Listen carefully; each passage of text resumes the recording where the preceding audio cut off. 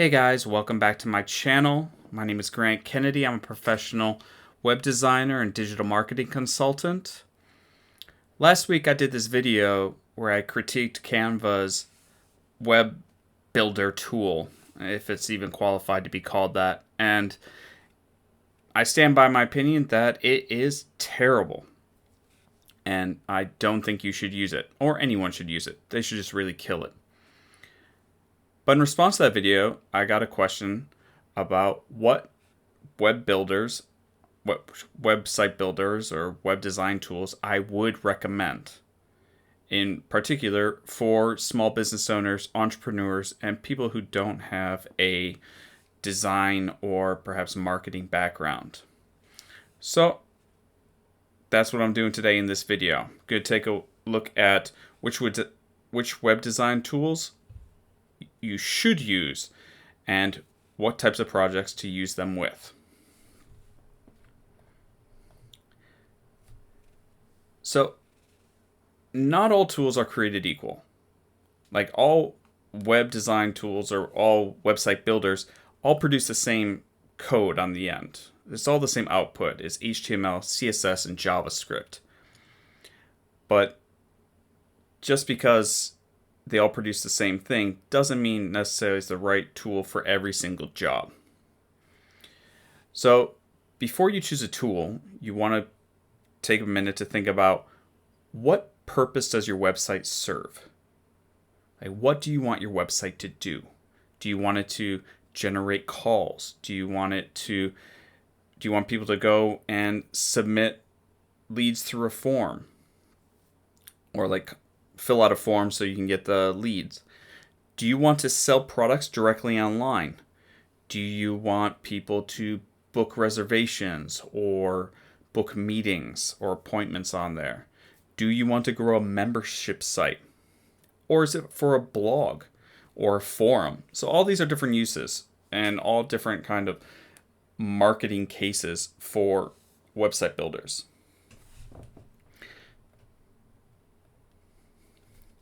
Now, before we actually dive into taking a look at some tools, after you've thought about the purpose of your website, you also want to look for these kind of flags, if you will, in the tool, like these qualities to look for.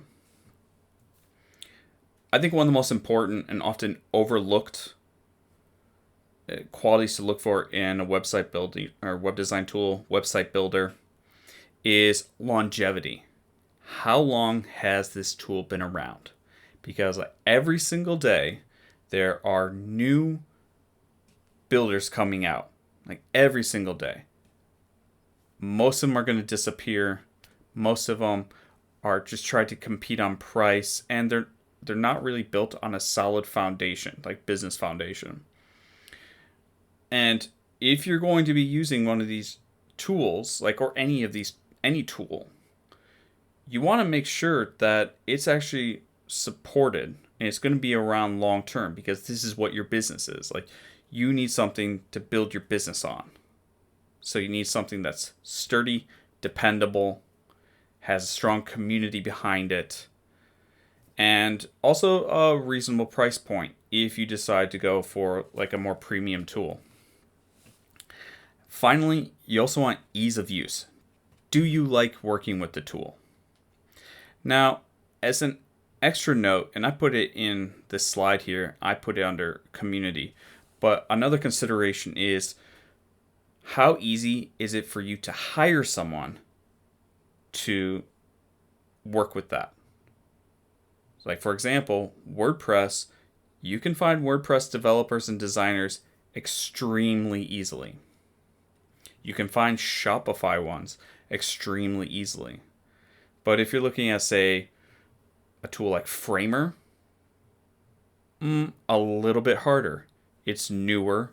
It's entered into the marketplace, and it's still, while it's growing in popularity, I would not for a moment consider building my business on that. So let's dive into some tools. WordPress. As you see from the subtitle there, solid, dependable, and a bit ugly. The user interface, kind of user experience, the UI UX, it's a little bit dated at this point. However, it still powers somewhere between 30 and 40% of the entire internet, at least websites on the internet. It can basically run on any hosting company, any hosting service that you purchase, whether it be GoDaddy, and don't use GoDaddy, never use GoDaddy, but anything else, as long as they have a server, like an Apache server or an Nginx server, you can run WordPress. It's open source and free. Right here, open source and free. You don't have to pay for anything else. The downside to that is that you're going to have to do a lot of the managing yourself unless you hire someone to do it for you. Now, WordPress is easily the most flexible software out there for web design and web development. The only thing that's more flexible is just straight up coding. There's so many different third-party themes and plugins. You can do anything with WordPress. As I just mentioned a moment ago, it's really easy to hire people for it. Now, the kind of flip side to having all that flexibility is to do a lot of the things that you would want a WordPress site to do is you are going to need third-party themes and plugins unless you code them yourself.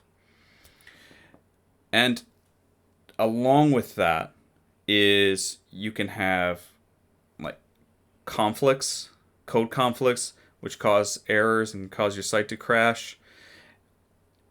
It can create security vulnerabilities if you're using a particular theme or plugin that's not updated.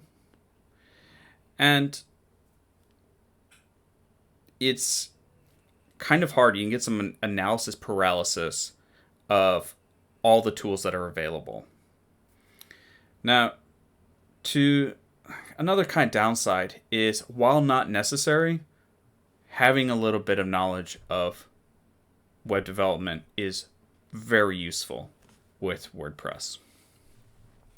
Let's move on to the next one. Webflow. And these subtitles here, as I was kind of putting this together, I got a little bored, and so got a little bored, and my ADHD started kicking in. So I headed over to ChatGPT and kind of typed in what would these different platforms be if they were like teen movie cliches, and then I kind of altered them a little bit. So Webflow is the hot girl in computer science class.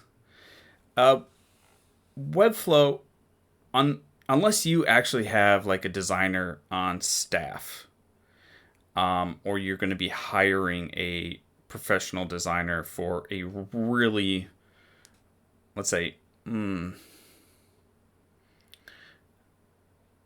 non-trivial design, if you want something really custom, that's what Webflow is for. It is made with designers in mind. It is a professional design tool. You can hack your way through a design, but it's definitely much easier for someone with a design background or web development background because it's made with them in mind. But it's extremely popular these days, and you will see blogs and YouTube videos and everything. Their affiliates are just all over the place. They'll be recommending this tool. It is really powerful. It's really awesome. I like it. It has a good community, although as I kind of put here, maybe a little bit fanatical. They try to make Webflow do everything and just try to replace things that would traditionally be coded or that you'd use code for. And oftentimes it kind of seems like they're missing the plot a little bit. It's like they want to build a house with just a hammer and nails, when like a nail gun is right there, you know? And on the downside to Webflow is also the pricing. And this might just be because I'm a Midwesterner and I have like an allergy to just being nickel and dimed or just kind of like dubious pricing schemes. But it kind of irks me that you have to pay a membership for the platform. Like you have to pay to use the platform, and then you also have to pay hosting for each individual site. Versus something like Wix or Wix's professional tool, Editor X or Wix Studio, I think is now what it's called. You can just join that, and then you only pay for when you make a site go live. So the pricing scheme irks me a little bit. Also with Webflow, as I mentioned, Pro Design Tool, you will need to at least understand HTML, CSS. Now, next one, Wix. So there's like pro web design tools and there's amateur web design tools. And Wix is what I would consider an amateur web design tool. And out of the plethora of those on the market, I think Wix is actually one of the best. Most of the others that I've seen, and there's a couple a little bit later on, I've been on websites and like I can immediately tell this is a Shopify site. This is a Squarespace site. This is a Bootstrap site. So on and so forth. Wix is kind of a strange one because I've been on a lot of websites and just been blown away that it was built with Wix. Now, a nice thing about Wix and why I would recommend Wix to small business owners or entrepreneurs who are not looking to hire a designer right away is Wix is actually a solid, profitable company. Like it has a good, solid foundation. It's been around for a long time. You can rely on this company to support your business going forward. It has a very user-friendly, what you see is what you get editor, which just means like you can just kind of drag and drop things in there and alter them, and that's how it'll look when it goes live. And Wix also has a pretty good community around it. Now, the downside to Wix, along with a lot of these kind of premium platforms, or like these platforms as a service, is you can't export your site. You are locked into Wix. So if you decide that, Wix no longer serves you and you want to move over to a different thing like WordPress or maybe Webflow or something like that, you're going to have to go and build that all from scratch. Which, if you're at that point in your business, it's, not really a big deal.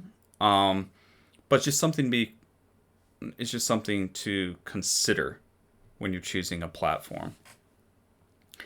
And now, there's one other complaint I have about Wix, and this is more just me as being a designer, is that they don't use industry terms.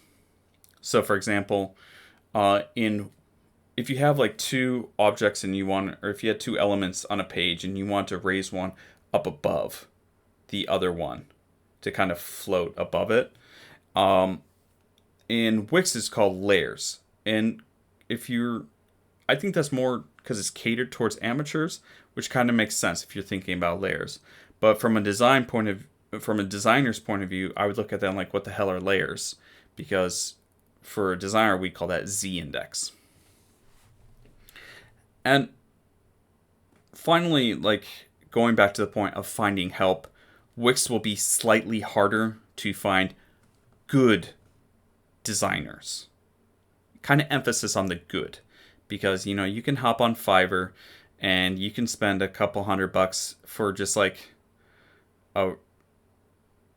a crap designer to make an entire site. Now, that's not fair. I'm sure there's actually like good designers on there, but you have to weed through them to get there. Now, next, Squarespace. And this is one of my favorite kind of subtitles here, the popular guy who can barely read. I do not like Squarespace. I find it to be the most frustrating tool. Well, no. That was Canva website builder. Now, Squarespace is now the second most frustrating tool to use. They have a huge marketing budget. You'll see their ads and everything like that, and they'll say, oh, you can just easily build a website here, just drag and drop with these beautiful templates. But the templates are old. And there's so many issues with like speed and the menus are frustrating. Like it really sucks. Again, you get vendor lock-in. And like if you really want to customize anything in Squarespace, it is such a process to do. You have to, like, it's not as easy as just like clicking on a button and then kind of changing the colors on that specific button or anything like that. It's, okay, I need to go into DevTools, find the ID of that button, go back into a separate menu on Squarespace, add the CSS in there, update it all, and it's like they added in like 4 extra steps. And I think it's really just overpriced. I think they, in the past they were pretty innovative in the market, but now they didn't keep up. I think they just raked in the dollars, paid it to the investors, and they just didn't keep up with the market. So stay away from Squarespace. Now, Shopify. And subtitle, the kid who sold stuff on eBay and dealt drugs. Shopify's for e-commerce. And it's pretty damn great at that. I think there's a lot more themes that are in the market that look good. You can create a lot of new sites. It's more just my trained eye that I can always just pick out a Shopify site. But they kind of do that in order to make the process easy for their customers. So like their customers are people building stores, but then the customers of their customers, to make it easy for them. So it's kind of a really familiar process, and this is all to increase conversion rates. So from a designer's point of view, this can get a little frustrating sometimes if I have to go in and edit a template and things like that. However, it's a great tool. Like if you want to sell your products online, or if you want to expand, like maybe if you have a local retail store and you want to expand to a greater region or to state or whatever, or go international, Shopify is a great tool for that. I think on the flip side is you can do a lot of what Shopify does with WooCommerce on a WordPress site. It does take a little bit more setup. It will take more maintenance. You might have to buy some premium plugins for that. So as much as I love WordPress, and I would consider myself a WordPress developer and designer, I always push people towards Shopify for e-commerce. And so, what should you choose? WordPress. That's my answer. Like, you can just do anything with it. Unless, you need to create like a really elaborate design. I think in that case, maybe Webflow or possibly, although, Bricks for WordPress has kind of basically cloned the functionality of Webflow into WordPress. And I think that that's a really great alternative. If you're going to do e-commerce, Shopify. If you really want to waste money, choose Squarespace. Yep, it's just a money pit. And then if you're a DIYer, if you are just looking to get something started, like right off the ground, they're just trying to bootstrap until you can or feel kind of financially comfortable to invest in a designer, go with Wix. Yeah, so basically outside, so just to kind of recap that, like Webflow, Shopify, Wix, WordPress. These are the 4 tools and kind of the only 4 tools that I would recommend to small business owners and entrepreneurs who are not ready to invest in like either a custom design or invest in hiring a web designer. And that's it. I appreciate you sticking with me through this video. I'm still kind of getting used to this whole YouTube thing. Still a little uncomfortable being on camera. But I would love it if you like this video and subscribe. On my calendar, I'm going to have some tutorials coming up.